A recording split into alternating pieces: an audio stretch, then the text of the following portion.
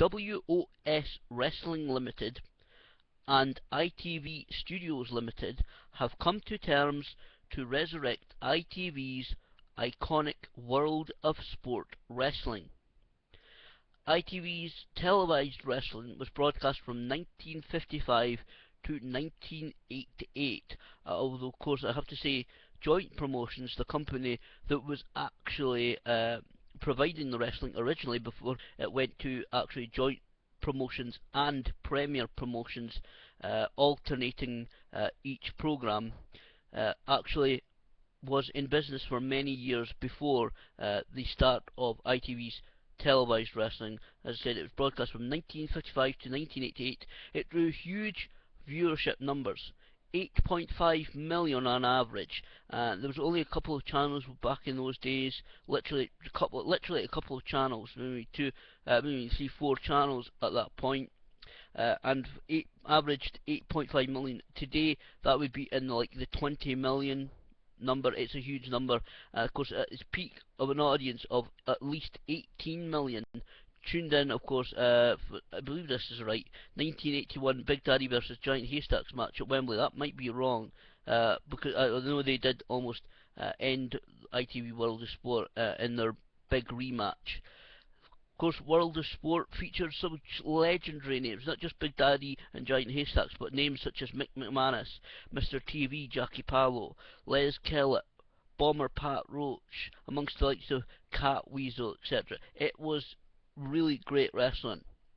So popular was it, as this press statement says, that a 1963 event held at the Royal Albert Hall featured Prince Philip, the Duke of Edinburgh, as a guest of honour.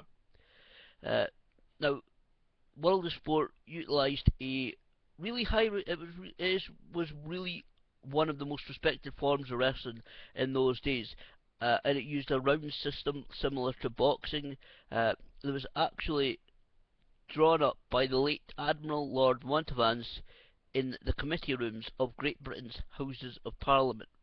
The comeback event is going to be held at Croydon's Fairfield Halls on Sunday the 17th of November this year, 2013, and they have, on the press release, actually have featured a statement from WOS Wrestling Limited's Managing Director, Mr. John Chapman. The statement is as follows: "What's old is new again. The internet age has produced a whole generation of wrestling fans who studied the wrestling skills of British legends such as Johnny Saint, Mark Rollerball Rocco, and Dynamite Kid. We've gone full circle. The public want this style of wrestling to come back. It's an alternative to the American style. World of Sport wrestling goes right back to basics, putting a clear emphasis on the actual wrestling." The comeback event apparently has been 3 years in the making. Also, the press state release: John Chapman incorporated WS Wrestling in 2010 and started the process of acquiring the rights to the trademarks from the Crown. And as I said, it is going to be relaunched on Sunday, 17th of November, Fairfield's Croydon Halls. Croydon's Fairfield Halls, even. And it's supposed to be a family-friendly event. World of Sport was certainly the main attraction. In those days, I was born in 1983, I remember watching the ITV World of Sport. I only, as I said, born in 1983, so I only caught the last few years, but it's a very clear memory for me as a wrestling fan to sit there every Saturday and watch World of Sport. World of Sport, actually, some people may not remember, but actually World of Sport didn't just feature wrestling. It wasn't just, here's World of Sport, here's wrestling. It used to feel kind of, not really, I would say grandstand of it, stable grandstand is not really in the younger people's memory, but it used to feature several sports, but it always was last one up. Wrestling was always the sport on ITV's World of Sport.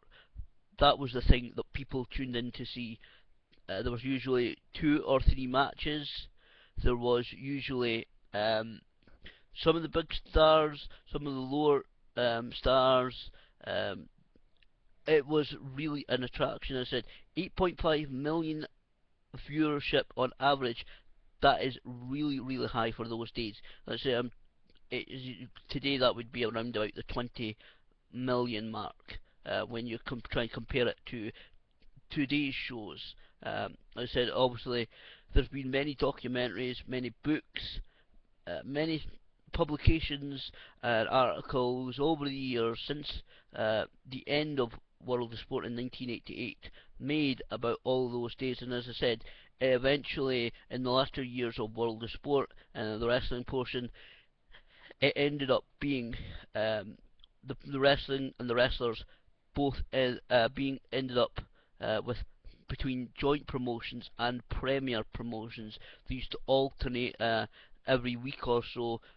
So maybe one week it would be joint promotions, the other week it would be premier promotions. And joint promotions, I believe, still runs in some kind of form. I know there's a long history behind that company, All Star Wrestling. I think it was named the last time that it came to Dundee many years ago. It actually it featured some good American guests on the show that I went to. It was literally about 10 years ago at the Caird Hall in Dundee. It featured names like April Hunter, PN News, and actually I managed to see the legendary British wrestler and now WWE's NXT trainer, Mr. Robbie Brookside. He wrestled on that show as well. The only time I've seen him live, and it was an excellent night of wrestling. It's going to bring up mixed feelings. The UK wrestling scene is certainly a buzz. We've seen many times over this past 15 years or so, many promoters try to create these super promotions where they would have some not just have some local guys, but also bring in a lot of American stars. I mean, we saw it with 1PW, where they brought in a lot of like Sterling James Keenan, now Corey Graves in NXT, AJ Styles, Christopher Daniels, Muhammad Yone, Takeshi Morishima, a lot of other names as well in American and also Japanese wrestling. So we've seen several attempts to actually make these actually so somebody to step in and be the very premier professional wrestling promotion, and there have been several that are obviously not made a success of it and not lasted that very long. Whatever the reasons are, it's difficult, of course, if you're not involved in those promotions to actually say, okay, that's what went wrong. But it's certainly an interesting suggestion, an interesting process. It does seem to that it is going ahead. As I said, Sunday, 17th of November in Croydon's Fairfield Halls. Tickets are about £12, concessions 10, family at 4 at £40.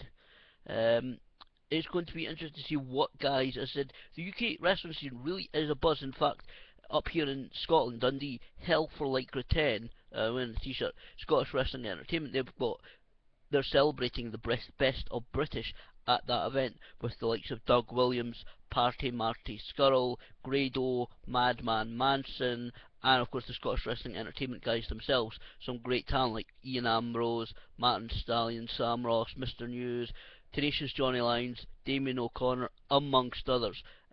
So it's going to be interesting. I don't keep saying interesting, but it's going to be closely looked at. The wrestling community, if this does get off the ground, if they do start running shows, which will, according to the press releases, according to the website, is going to be taped for ITV. What time slot it doesn't say. We'll wait in more details on that. I hope, to be honest, that they do use local talent, UK talent. We know that LDN Wrestling, a London-based wrestling company, have said that they are publicly involved I don't know about any other promotions. This has just come up today. I don't know whether any other promotions in England, Scotland, Wales, Ireland, which there are many, uh, are going to be involved in this. Obviously, I'm guessing pretty much that if this does get going, shows like Wrestle Talk TV, the British Wrestling Roundup that they do on Challenge TV, perhaps even Challenge may get involved in this. I don't know the exact details. Like I said, it is going to be something to keep an eye on. As I said, I remember the last days of World of Sport. It's all seems to be confirmed.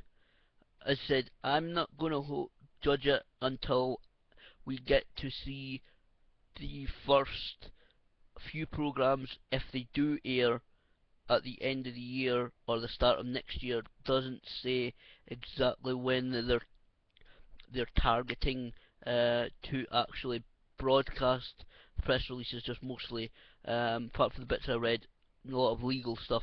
We've got all the trademarks and copyrights notices, but a return for ITV World of Wrestling. Like I said, I'm not going to judge it until we see the first few programs, see the talent they use, see what the setup is, obviously the production. Some of the promotions that have tried to become these super promotions and become like the WWE of the UK have failed due to financial reasons. To be honest, the one PW promotion, in my opinion, it failed because they were bringing over 90% of the roster was American and Japanese guys. They didn't get the returns. They couldn't keep hiring a lot of the American and Japanese guys, but they did still. The company went under, as of course it went under just when they were preparing to welcome the Heartbreak Kid Shawn Michaels. But as I said, I'm not going to really judge into that because I wasn't involved. I don't know anybody that was involved, so I'm not behind the scenes, so I'm not going to judge whatever happened there, whatever happened, and any various promotions that have failed happened. But interesting, ITV World of Sport looks like it may be returning, as I said. Interesting to keep up.